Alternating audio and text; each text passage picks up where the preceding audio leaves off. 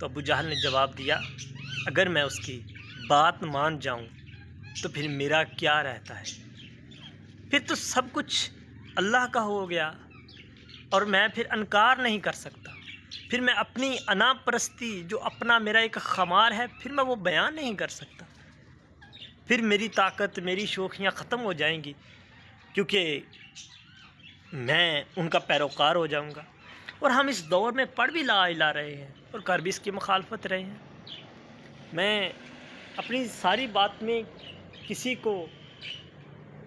کسی کی طرف میرا اشارہ نہیں ہے، لیکن ایک میرا خود سے سوال ہے کہ ہمیں خود کے مسائل دور کرنے چاہیے۔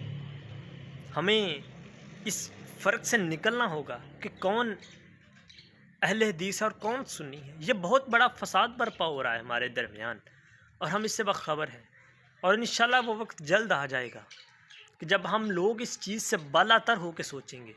اور مجھے یقین ہے کہ جس دن میرے ملک کی قوم ان چیزوں سے بالا تر ہو کے سوچے گی، مسلمان کو مسلمان سمجھے گی۔ دیکھیں نا، اگر کوئی چیز جمع یا مائنس ہوتی ہے تو کوئی سنی بنتا ہے نا، اور اسی طرح اگر کوئی چیز جمع یا مائنس ہو رہی ہے تو کوئی اہل حدیث ہو رہا ہے نا۔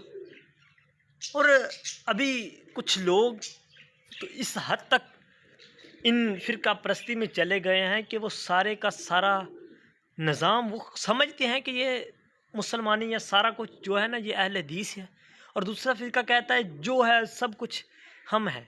لیکن اگر حقیقت میں دیکھا جائے تو دونوں میں کچھ مسائل تو ضرور ہیں، لیکن دونوں حقیقت میں ہیں۔ جب دونوں حقیقت میں ہیں تو پھر کیوں ان کی مخالفت کی جائے؟ کیوں نہ ان کو اکٹھا کیا جائے؟ ابھی ایک مسجد